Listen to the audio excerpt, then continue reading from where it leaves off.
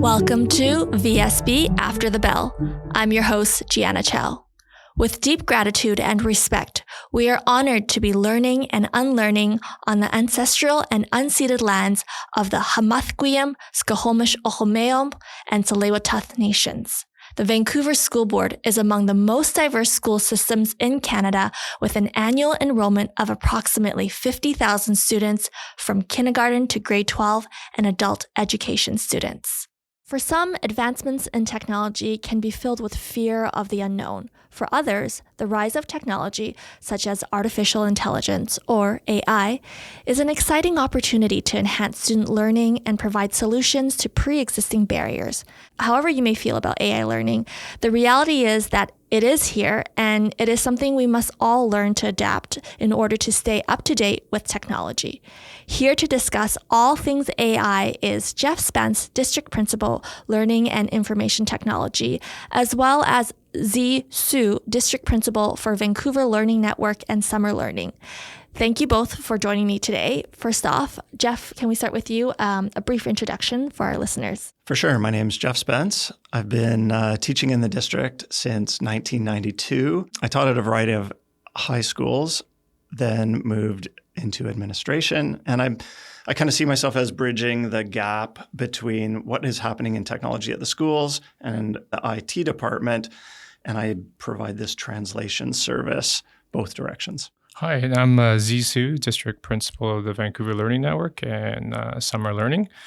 And I joined the Vancouver School Board in 2001 and taught at various schools, started the digital immersion program at John Oliver, and then moved out of district to become administrator. And then now I'm back in district, and my primary role is to support online learning for the district as well as summer learning over the summer months. When ChatGPT was first launched, there was a lot of questions around academic integrity and students using it to cheat for exams, either, plagiarism through writing essays and making it their work. It's been 2 years.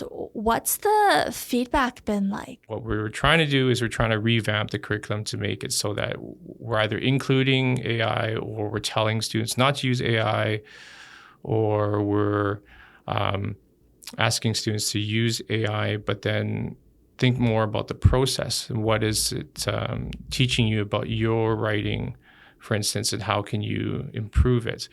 And so I think there is a changing landscape in terms of education and academic integrity.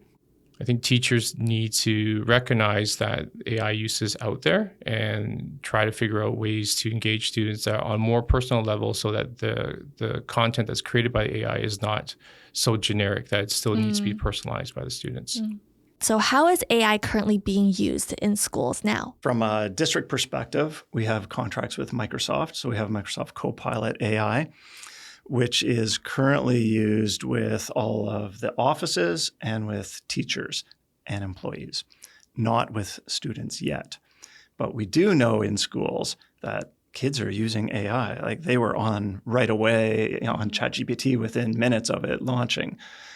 And so we do know that kids use it. But at this point, I wouldn't say it's widespread requested use by teachers. Does that make sense?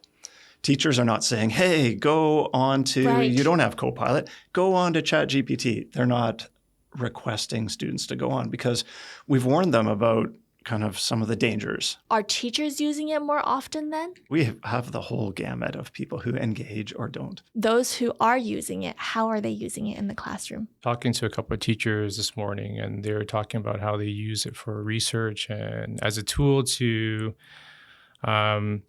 generate content or curriculum or adapt curriculum they currently use, as well as to generate assessment rubrics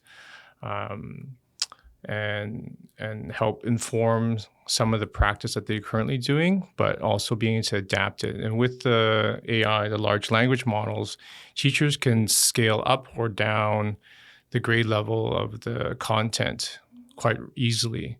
And so, for instance, if a student is struggling to understand and there may be a language barrier, or the language may not be student-friendly language, the AI can translate that information for the students so it's more easily palatable for the students or at their level.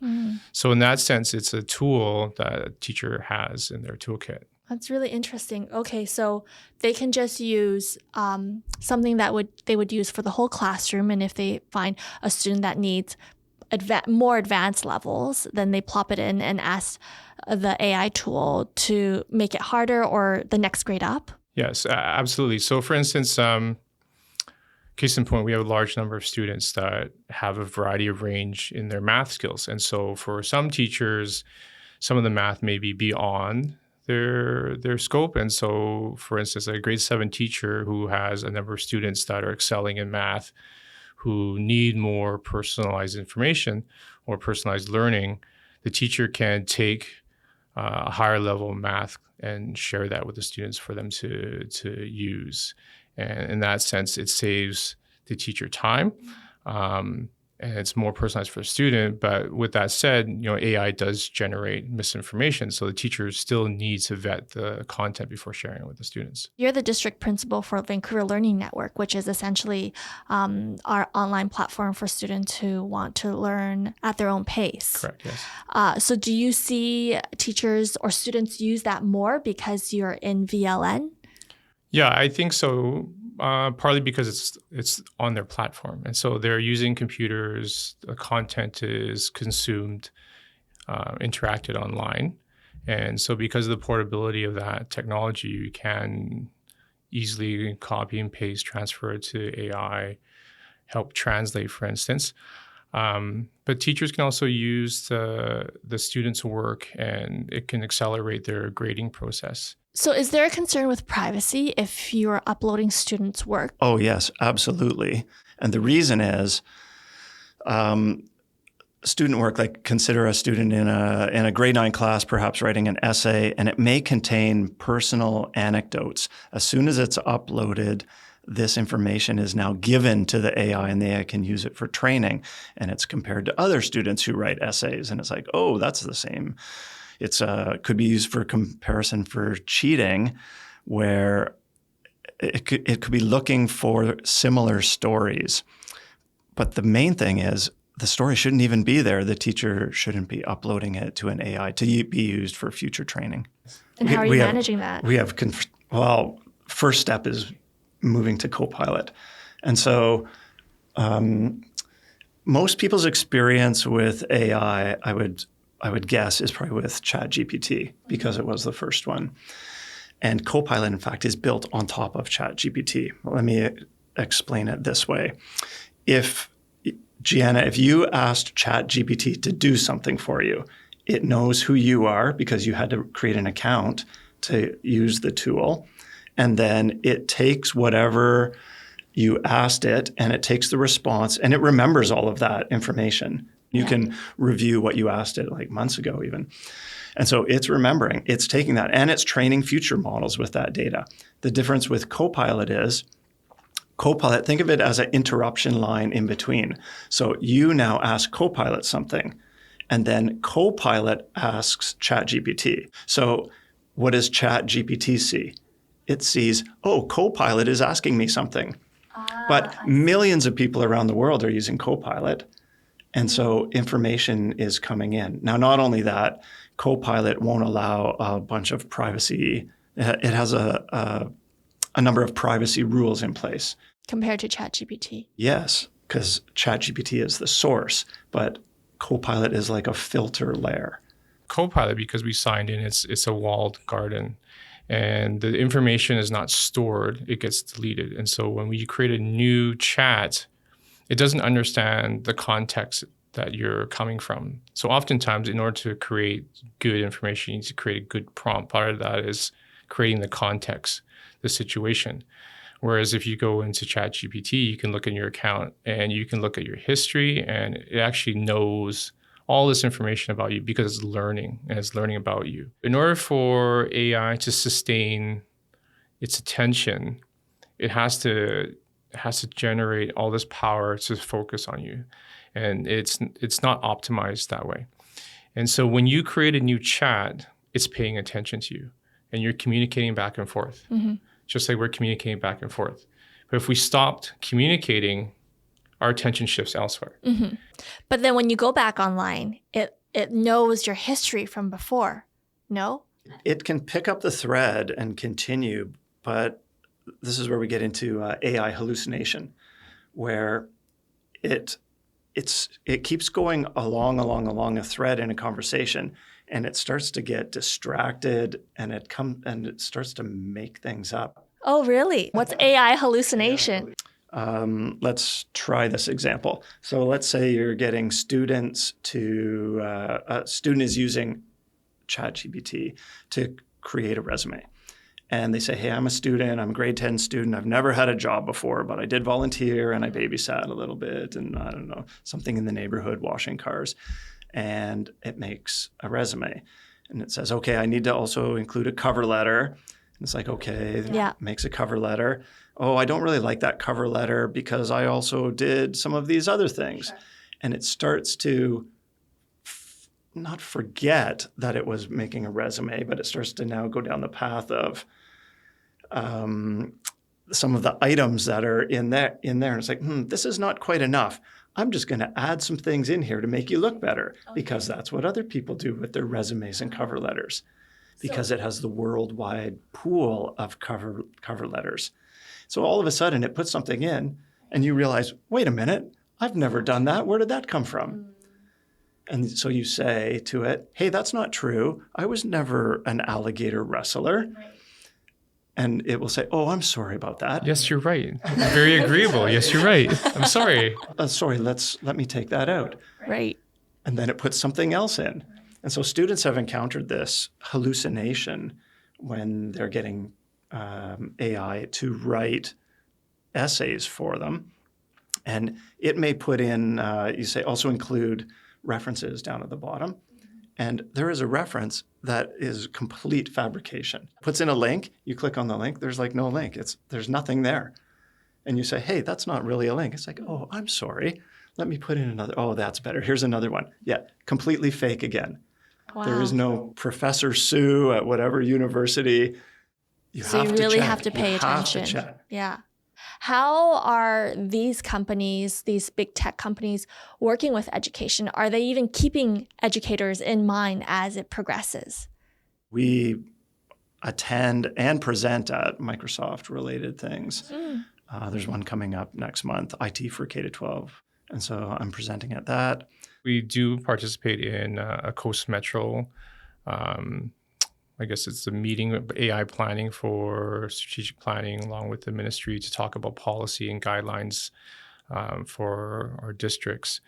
And that's exciting. We're on the forefront and we recognize that we do need to have policies in place and guidelines and guardrails so that we can intentionally implement this and keeping privacy and student information safe. But also thinking ahead and mapping forward what we have, like what we would like to do in the future. And we do have a variety of initiatives on the go. Can you speak more to those initiatives? Yeah, so one of the things that we thought was valuable was something that came out of Seneca College, and they created a AI tutor chatbot for their students. And so that's something that we're working with Microsoft on building. So that just imagine that we can provide a tutoring service essentially for all our students in the district. Is this going to replace teachers? No, absolutely not.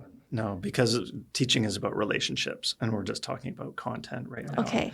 Yeah, I do see a separation in like the skills and then the content. And so in the past, there was heavy reliance on the teacher to know everything and see everything. And now I don't think that's the case. I think that we always need teachers. We need people that are able to build relationship with students and teach them the skills. But the content exists online. I think the big thing is that students still need to maintain their curiosity and they need to be able to critically think. And when they access content online, they need to know whether or not this content is credible, which is it reliable, or is it misinformed information? And that's part of the critical thinking piece. And so the teachers are essentially the guide. We talk about the facilitator, and the teacher is facilitating a group of students, and the students are all over the place. And the technology, where the technology comes in, is the technology can probably more readily see where the students are progressing, where they are along this continuum.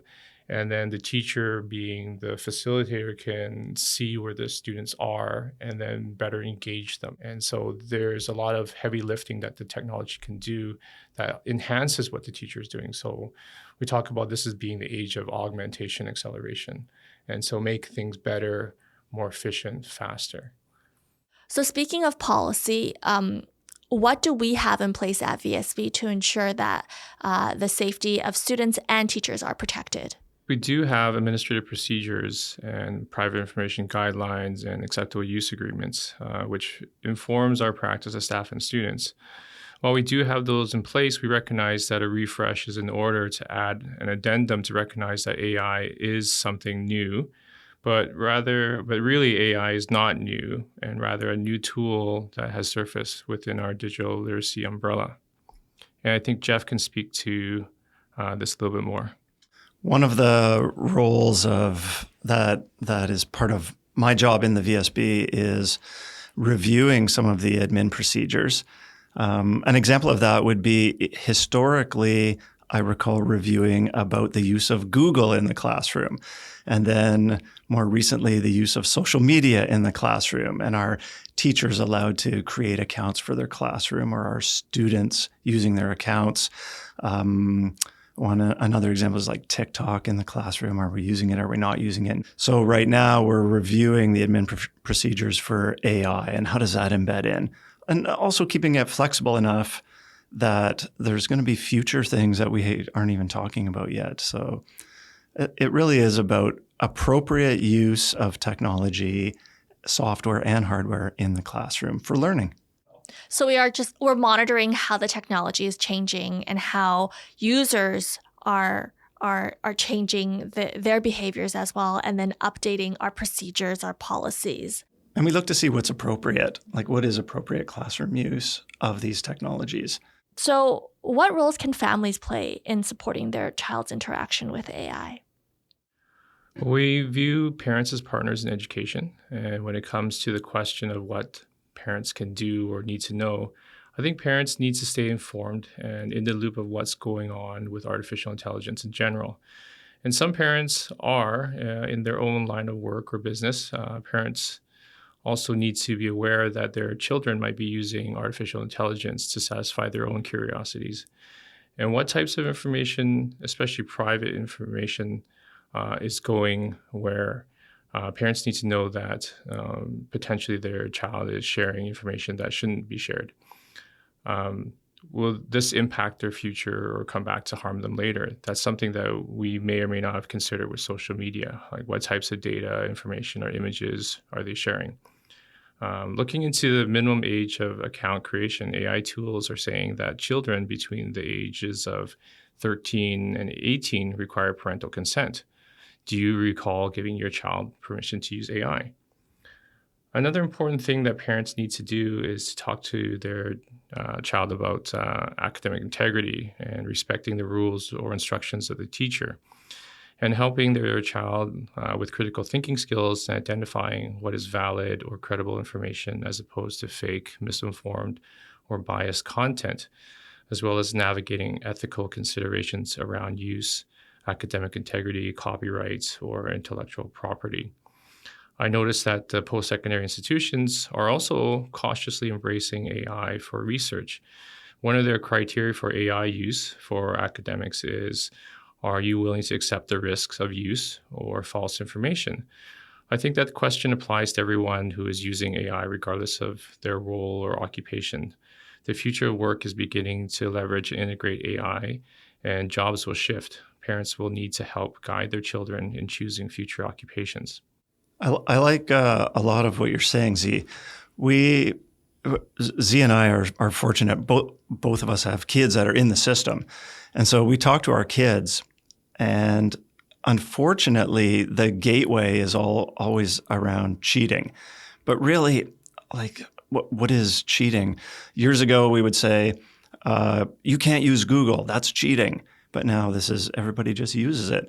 And in terms of AI, maybe we need to shift the conversation away from it being cheating and into the realm of, hey, how can we use this for good? And what's the amount that you're allowed to use it? So is it okay to use an AI to help you get some ideas? And then later on, you do all of your own work. Is that considered cheating? But one of the things I would like to stress is anytime you're putting information into the AI generally is keeping that information. So if you write a song and upload it, if you write an essay and upload it, if you create art and upload it, now the AI is using it to train its models. And effectively, you've given away your creative work.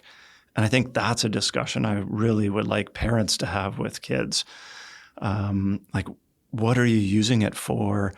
Is it helping you, or is it potentially you're giving away things that in the future you'll wish you hadn't have given away? Thank you for sharing all the insights and how it's impacting teachers and how they teach and students and how they learn. To our listeners, thank you so much for being part of this conversation. We hope you found this information helpful as we continue to navigate the changing world of AI learning. Special thanks to music teacher Mr. Bonnell and the Nightingale Elementary students for the original theme song. Episodes are released at the end of every month. And if you have an idea for a podcast episode, let us know by emailing us at communications@vsb.bc.ca. And don't forget to subscribe to VSB After the Bell on Apple Podcasts, Spotify, or wherever you listen to podcasts. With the VSB.